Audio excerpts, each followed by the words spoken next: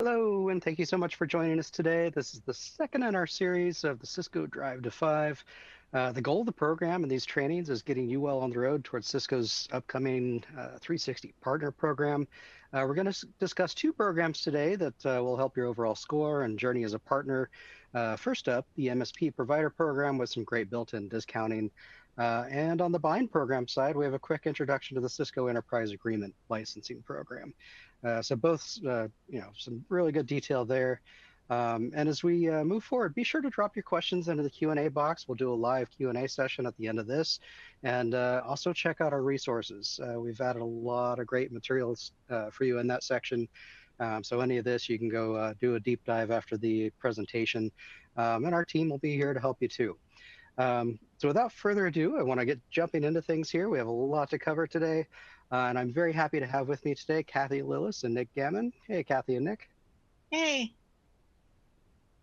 All right. And Hey, they're Aaron. both, hey. So they're both part of our TSM and BDM team here at D&H. And I'm Aaron Shelton, your host. I help run our Cisco sales engineers. And without further ado, let's jump right in. Kathy, first up, what are we seeing in the MSP space? Sure.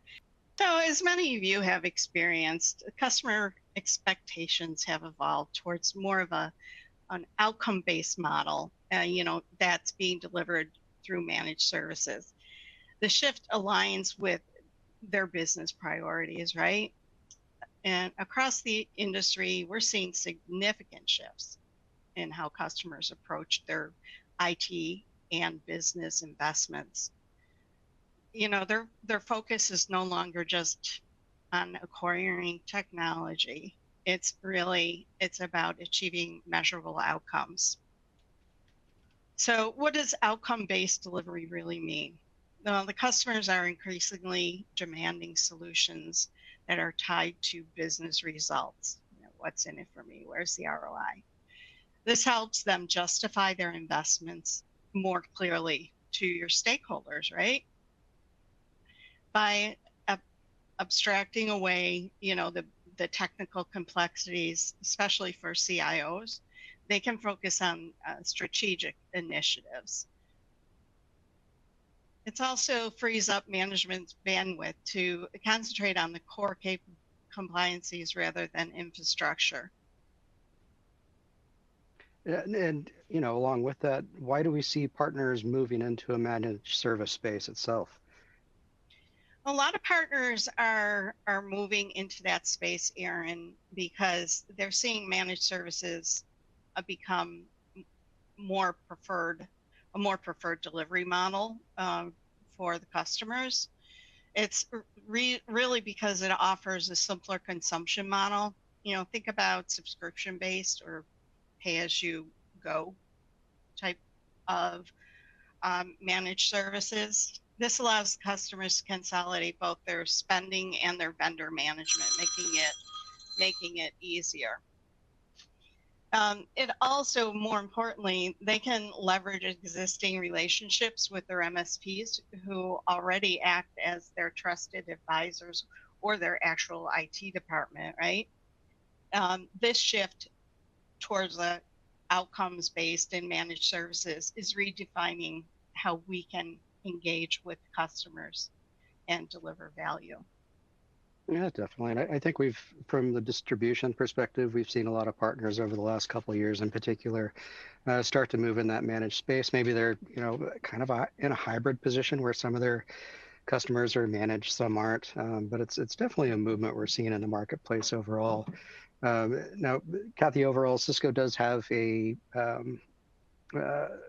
they have, a name for this group of partners. Kind of talk about that side of the program. Sure will, yeah. So this slide provides a comprehensive overview of how Cisco categorizes and engages with partners, right? Understanding these roles will help us work with you to align your go-to-market business strategy and support models more effectively. Cisco classifies partners into 4 primary roles. Each serves as a unique function in the ecosystem. Today we focus on, well, we're just going to focus on the provider role today.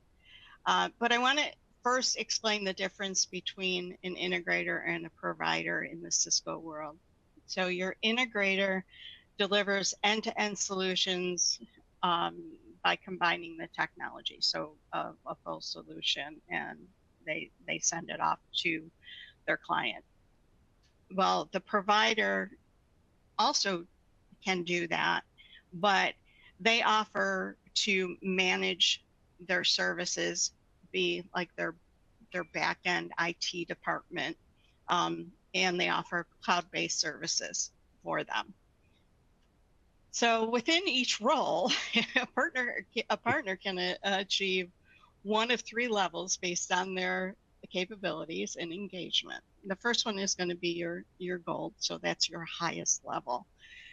Your premier is the next one down, and it includes more technical certifications, development capabilities, and customer support standards.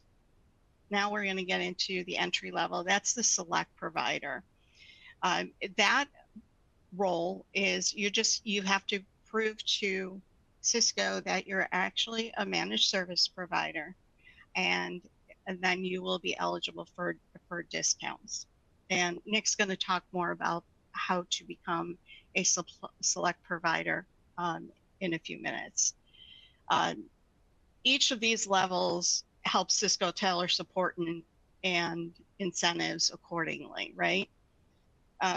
You can also earn specializations that reflect your technical and business strengths. There's your architecture specialization, your Cisco powered services. This recognizes managed service offerings, including, foundational capabilities like the ITIL certification, service level agreements, and operational maturity. Then your business specialization, you're an expert in a vertical or a business outcome. And solution specialization shows that you are proficient in delivering a specific Cisco solution. At the foundation of these models, there are benefits and incentives and rewards for partners as they invest and for their performance. So some of these incentives would include your product discounts, rebates, trainings, and access to exclusive resources. So this framework is not only helping us identify the right partners for the right opportunities, but it's also ensuring that we're enabling you to grow and succeed alongside with us. And I want to reiterate one piece that Kathy mentioned, and that's the select provider being kind of the base level in that space. And if any of you gone through the select integrator level, there's always been some sort of training and a test involved, maybe a couple of people that are required to take a test. In the select provider world, it's an application. So if you have that practice, you're standing it up, and it's basically just an application and providing some information about your business and how you're operating. So very much of a different kind of experience moving into the select provider role. It's an easier lift to get into that, as you'll see going forward. Kathy, let's dig in just a little bit too. What, we have some great discounts that are built in. What's that look like?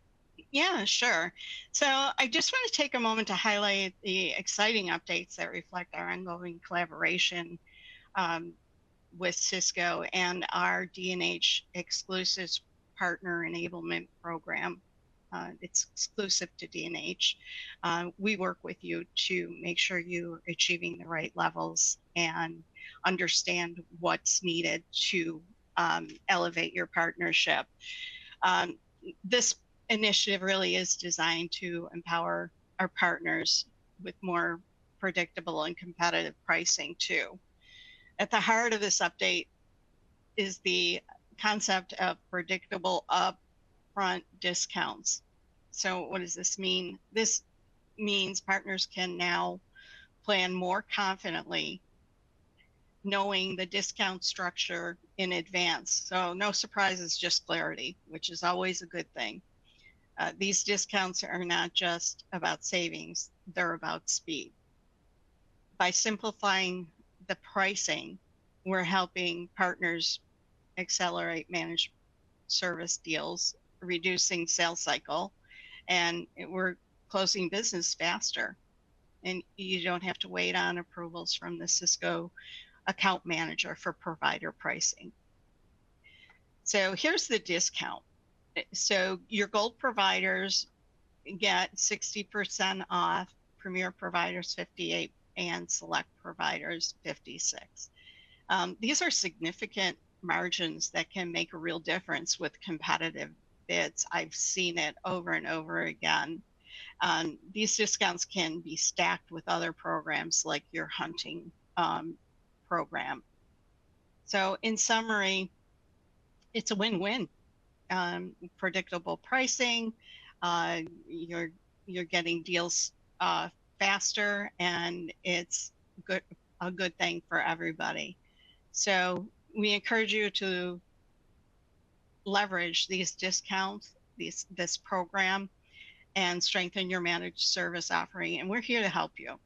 So now I'm going to hand it over to my coworker, Nick, and he will review how to become a select provider and how to register a deal to ensure that you're getting those discounts.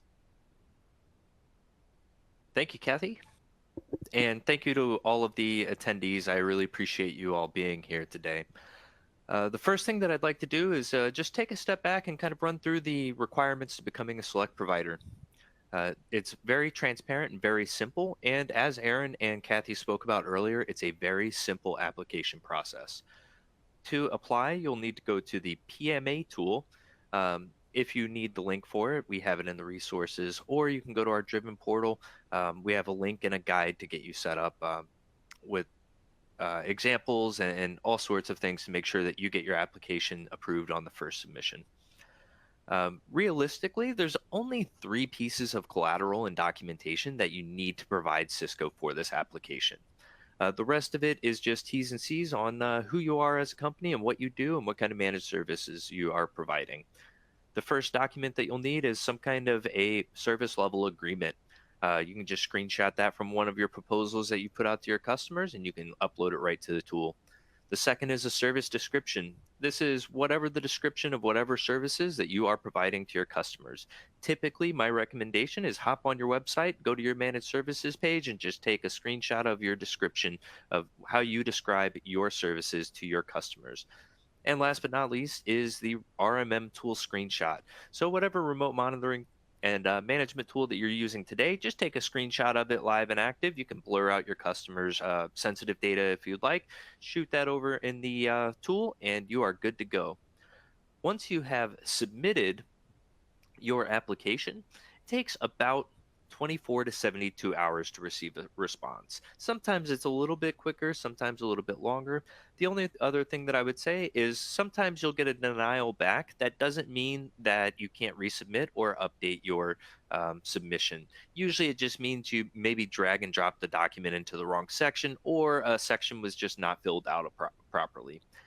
Before I move on, I will say if you have any questions around this application, you can feel free to reach out to myself, Kathy, or our Driven team, or any of the emails listed at the bottom of this slide. For D&H help, I would recommend driven@dnh.com. And moving on, what I'd like to do today is show you guys how easy it is to realize the additional discounts that Kathy brought up earlier. So as she said, at the entry level or the select provider level, your discounts on all of your Meraki gear would be 56% off list price. Now, once again, that is stackable with deal registration and other buying programs. And if there just happens to be fast track that is higher discounted, the fast track will also apply. So you will ensure that you're receiving the highest discounts possible. All right. Now, once you start creating this deal in CCW, you would transition it in the same way that you would create a normal deal today. Whether you're submitting for deal registration or not, you'll want to use the Deals and Quotes tab up at the top. One of the things that I want to make mention is that you will need to create a deal. You will have the option of deal or quote. You will need to create a deal. If you create a quote, you can follow all of the steps that I'm giving you today, except for at the very end, when you go to explore incentives, there will not be the provider pricing required available. You would then just fill in your account manager information, the end customer information, as well as the end customer contact information. Once you've started to create your deal, you will then need to give a little bit of information around the deal creation and what you are expecting. This is all information for the Cisco rep to review to get an understanding and an overview of your deal that you're creating. So when you enter in your expected close date, try to be as accurate as possible and the probability of closing as well. Now, the key here is going to be the number 2, intended use. Typically, it will default to the resale selection. We will want to move this to managed service. When you move this from resale to managed service, it will unlock the ability later for you to select provider pricing. Now, keep in mind, provider pricing is available on Meraki and enterprise networking gear. Once you've selected managed services and selected your appropriate selections on this screen, you can proceed to the bill of materials section. I do want to make a note. If you do not have a bill of materials just yet, but you would still like to get your deal registered, you can do that by selecting or clicking the toggle up at the top from I have a bill of materials from the on to the off position. Now you might say, why would I ever do that? That doesn't make sense. The reason is when you're creating these deal registrations, typically Cisco has a first come, first served basis. And if you want to create a deal to become the first one in there, you may not have an accurate bill of materials to provide Cisco at this point in time. So what I would recommend is toggle that off or create a bill of materials that you think is the best and closest guess to what you expect the opportunity to end with. Of course, you can come in and update this as you need and as you collaborate with the end customer and the Cisco rep on the deal. And of course, the next section is going to be importing your bill of materials. There are 3 different ways to import your bill of materials. Really, this is all about what your comfort level is. For some people, they like to just manually enter in the SKUs in the deal creation page, as you're seeing here on this screen, where you would just go through and build it out like it was a normal estimate. Another way to do it is just importing an estimate. So if you have an estimate that maybe the Cisco rep or one of your engineers provided you, you can just import it directly in the tool and the bill of materials will auto-populate. And lastly, you can import a saved configuration via an Excel or CSV file. Once you've completed your bill of materials and all of your ship sets have been verified, you can then move on to the Explore incentives. Now, keep in mind, if you do have a bill of materials that is not valid, as in you're missing a license or maybe a cable is not applied, it will give you a big red error and it will let you continue on through a lot of this, but it may give you an error at the end to submit the deal. So just keep that in mind. Now, earlier today, I said when you selected the managed service box that it will unlock the ability for your provider pricing. When you click the Explore Incentives section, this is what's going to allow you to realize that provider pricing. Now, the nice thing is that depending on the deal opportunity, all of the eligible programs that are available for this opportunity will show on this screen. So on the example we have here, we have all of the registration, the hunting, teaming opportunities, as well as provider pricing that can also stack. So on this screen, you'll want to select all of the potential incentives that make sense for this opportunity. When you select provider pricing, it will auto apply that 56% on Meraki or 50% on enterprise networking that we were talking about earlier, and it will allow you to stack the hunting or teaming, in this case, incentive as well.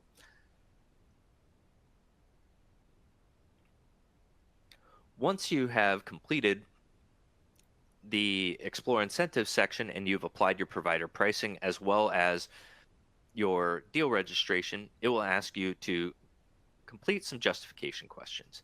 These are very straightforward, just asking you questions about the problem that you're solving, and if you're operating as a managed service opportunity. Once you're completed, you'll get the opportunity to submit the quote for approval. Before I continue on, and before I move to the next section, I do want to note a few things that I may have just kind of glanced over. Whenever you are using your provider pricing, you do not need to do a deal registration. If you were just looking at a quick opportunity that you'd like to get into the system, get your discounting, and get it approved immediately, you can just do provider pricing and be on the move. The provider pricing does not require a Cisco rep to approve it manually. So if you go through here and do not select deal registration, when you click that submit quote for approval, it will auto approve. You can reach out to us. We will get it quoted to you immediately, or you can quote it yourself using our CPE tool in seconds. The second thing to note is that while the provider pricing does not require a Cisco rep's approval, some of the other incentives like hunting and teaming do. So if you are trying to stack both of those, just know that the provider pricing itself will have no problem approving, but you will need to wait on the Cisco rep to approve the hunting or teaming discounting. Once that is approved, you should get an email notification that will then combine all of the discounts for you onto the deal. And with that, there are a handful of resources. Our team will provide these to you as well. If you'd like, you can download the this slide deck as well and use it from there, or you can use our Driven portal, Driven at Cisco, dnh.com/driven, and then in that portal, there's an entire resources section that you can pull from. And with that, I will pass it over to Aaron to discuss EAs. All right, thank you so much, Nick. Great review. And it's, it really is an easy program to get into if you're, VAR now strictly, but moving that direction. It's one to keep your eyes on, and something, potentially worth moving to as you bring partners on there or customers on that are managed. And with that, we have, somewhat of a related program. A lot of times, as an MSP, you want to feed your licensing into a format that's easily digestible for both yourself and for your end customer. And enterprise agreement is one of those. One of the great benefits of this program is that it can bring multiple portfolios of licenses together and give them one renewal date, one end date, one set of discounting across the board. And it really does a lot for that. So if you have, say you have a customer that's on Meraki right now, they have an umbrella subscription. They also have a secure endpoint subscription. That's 3 different programs to manage. And then if, maybe they have some traditional Cisco hardware as well, and that includes SmartNet, and you might have 15 different renewal dates for that. All of those things can be brought into one umbrella, one portfolio package that makes that management of the licensing and renewals and everything else much easier and much more predictable. So it does cover the gamut of licensing cloud services, and even that SmartNet side of things. It's called CX in the EA side of stuff, but it covers that. There's a few, minimums and stuff we need to hit. It needs to be $100,000 net price minimum, but that's sometimes easily achieved just through the subscription length. It's a 3-year minimum, but say you're at 3 years, not quite at that $100,000, we can bump it to 4 or 5 years and hit the minimum there and still have a nice program with a lot of growth built in. One of the really good advantages of this program is that it does give your clients room to grow during the year. If you've used Meraki right now or even Umbrella, as they add more users, add more equipment, you're doing a modification order, or you're buying more licensing in the case of Meraki Coterm. And it rolls that together into a program with a lot more flexibility. So in this case with EA, they have a 15% growth allowance for each of the portfolios within the package. So if they need to buy some more Meraki switches, they install those, the licensing is there, and they're active. Cisco does look at that on an annual basis. And just like some of the other license programs out there, there's a true-up process. In Cisco's case, they don't bill backwards. They only bill forward, so they call it a true forward. So as long as they don't exceed that 15%, they'll look at the last 3 months of the contract, on the annual basis, and say, okay, well, they've added, X amount of dollars worth of licensing. We're going to fix that, and then for the remainder of the contract, then that licensing is built in and paid for. So it really is just a pay forward sort of situation. For you as a partner, this gives you ongoing, revenue stream that comes through each of your clients that are doing this. It gives you predictable pricing as they go true forward. That price per license remains the same through the end of the contract. And again, it gives you that one renewal date for several different packages. And I can't emphasize that enough. It's such a time saver to have everything wrapped up into one thing. So really the go-to-market model here is just much easier to work with.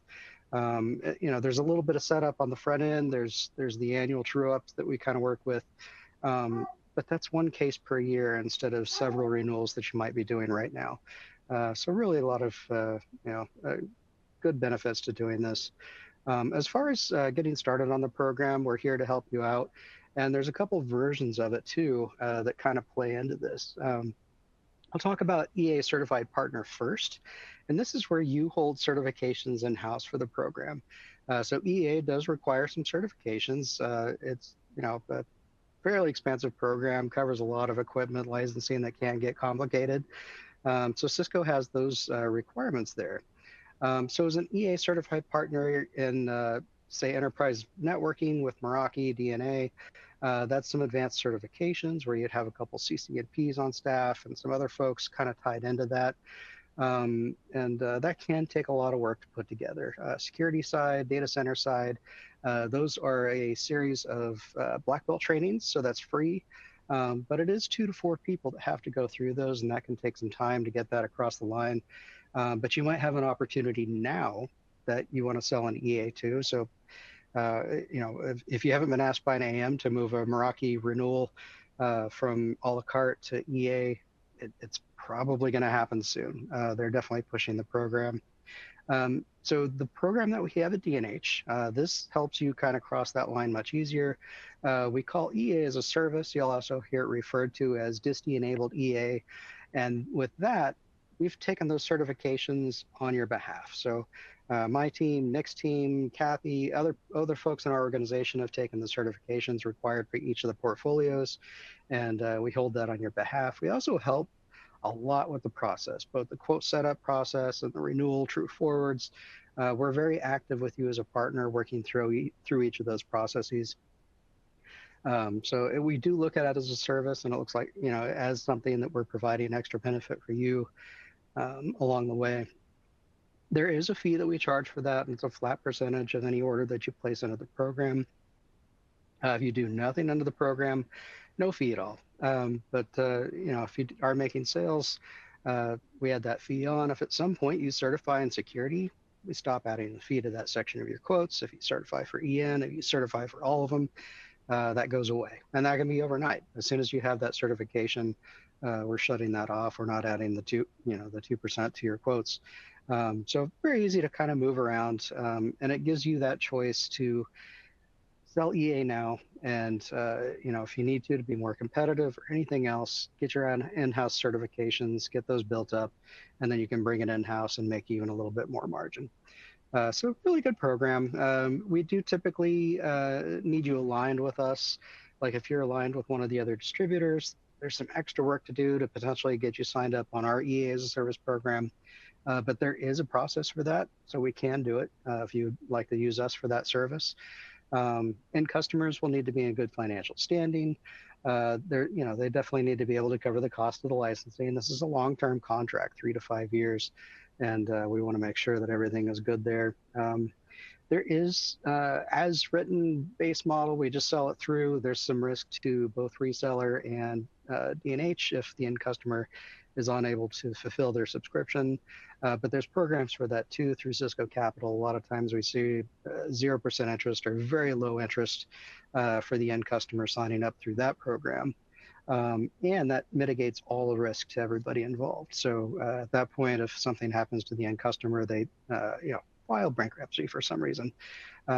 Cisco Capital is the one that faces that situation and rectifies it. So that, real good programs there. There's a safety net, and we'll talk about that one-on-one if any of you are interested in signing up for the program. So definitely reach out if you want to do that. And with that, very simple. We've covered a lot of great info today, and I want to open it up to the live Q&A. Thank you again for joining us. Stay through the end there. I see some really good questions actually in the queue that may be helpful to folks. So we'll go through those one-on-one and then wrap up with a few final details and get you on the way. But without further ado, I'll jump into the first question here. Kathy, let's send this one over to you. I'm a Select integrator now. Can I still sign up for Select Provider? Absolutely. As long as you have a managed service practice, you will be eligible for the provider program. And you just, again, have to have your RMM tool screenshot, an SLA, and a marketing description. And we're happy to walk you through it, answer any questions that you might have while you're applying. So yes. Wonderful, thank you. Have both. Mm-hmm. And then how do I get started in the EA as a Service program? I'll take that one. It's near and dear to my heart. I've helped run that program and get things started here at D&H. So there is a nomination process to get into the program, and we kind of walk you through that. It's pretty much just a presentation of what the program involves in a little bit more detail than we went through here. And then there is a little bit of information we collect from you. We submit that to Cisco for approval. And as soon as they approve, then you're in the program. That's on an annual basis. There's a renewal process every year just to stay in the program. But that gives you the ability to, keep the program going or not. Completely up to you. But to get started on the program, you can reach out to Cisco Specialist at D&H.com. If that's hard to remember, reach out to Driven at D&H.com. Either way, it'll get to the right folks and we'll get you nominated into the program. So, a few easy steps on the front end. And once you're nominated, approved, and signed up, you don't have to go through that again. So the next, your next order, your next quote, anything like that, we're just ready to go and we don't have to go through the process again. Another good question here. If I have trouble with PMA, that's one of my favorite, I'll call it, systems in Cisco's world. It's something. Is there someone that can help me? Nick, how about you grab this one? Sure, you got it. So there's a couple of options here. One is if you just want, if you want to be able to, be a little self-sufficient and run it yourself, and you really just don't feel like dealing with Nick or Kathy today, you can always go to dnh.com/driven. We do have a guide for the Select Provider application specifically, which also covers PMA. So you can just pull that up, and the walkthrough is pretty straightforward. Now, of course, if you do want some help, you can reach out to driven@dnh.com. That will essentially run straight to myself, Kathy, or one of our counterparts, Sean. From there, we can set up time, screen share, and just walk you through the application. All right, thank you, Nick. Another good one here. Who do I reach out to if I'm not sure if I can sign up as a Select provider? How about you, Kathy? Sure. So again, Nick, myself, and Sean are available. We cover the different regions, but we work as a team. So you can reach out to us, or you can, again, go to D&H Driven, go to Driven at dnh.com, and we will help you with that. All right, fabulous. We have 2 more questions so far. Again, if you have any questions, you're thinking through stuff, go ahead and drop them in there real quick. We'll gladly answer them now, and then of course we can follow up afterwards if it hits you later this afternoon. Nick, is there a minimum for a provider deal reg?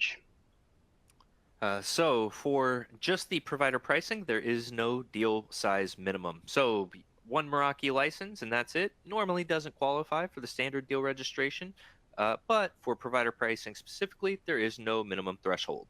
So that one Meraki license will land you the 56% off. Now, if you were to attempt to stack that with the deal registration, you would then have to abide by the deal registration minimum. All right, very good.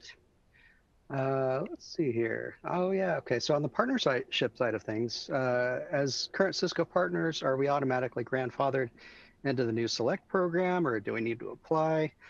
So that's kind of as we phase into the 360 side of things. Which one of you wants to take that one? I'll take that since All right. Tim is in my territory. You will have to apply currently to become a Select provider. So let's get together, and when we go into this 360, and we'll go through that with you, you will you will be grandfathered in, and we'll help you through PVI score. All right. Yeah. So some of that does carry over. Mm-hmm. Let's see here. Nick, we'll start with you on this one. I'm new to the idea of integrating an MSP service into my IT supply division of the company. What's a realistic outlook on getting started as a newbie? I think the primary outlook, it's really hard to say because we would have to sit down and discuss what it is exactly that you're looking at providing. So once we have a better understanding of the value that you're looking to achieve with your end customers, we can kind of walk through where it makes sense to get started. With that said, I would say the outlook is as positive as and going to be as high as you make it. So if you're willing to put in the time, the effort, the value, and the resources, managed services right now is top of mind, and every vendor line across the board, not just Cisco, is focusing on it. So if you're willing to invest, I know the vendors and the partners along the way are going to invest with you, and it's quite frankly the model that our end customers are wanting to move to today is this subscription model service. Yeah, indeed. And I'll even add to that just a little bit. We typically have seen Meraki as one of those easy entry points for managed service. It's one where the dashboard is meant to, handle multiple clients. So you have one login and you might have 15 clients in there. And it's one of those that as you're kind of getting into that space that is a little bit easier entry point. I'll also say that Cisco's Black Belt training, if you haven't been through Cisco's Black Belt, check that out. It's in Sales Connect.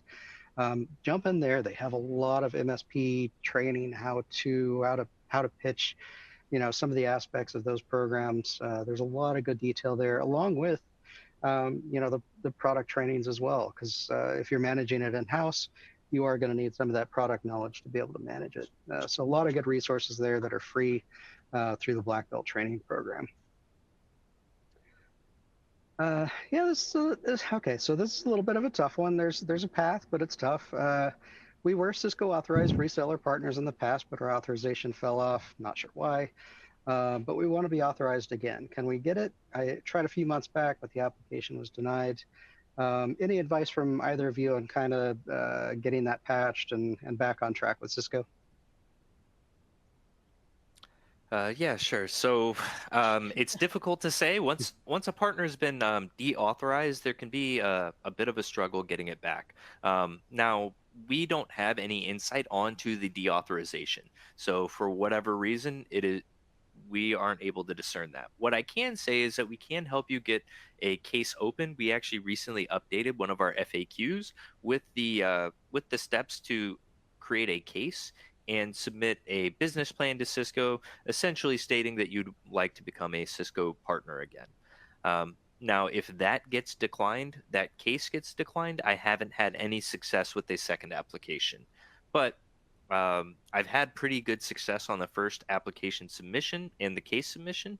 It's just more or less, do you have a business plan available to provide to Cisco, and is it buttoned up? Yeah, and that's kind of what I've seen as well. It's they just want to see that you have a business plan, that you have a dollar goal that you're going to be working towards, and sort of a long-term plan for building that program. They do want partners that are involved in pushing their product. So that's a key part of it, I would say.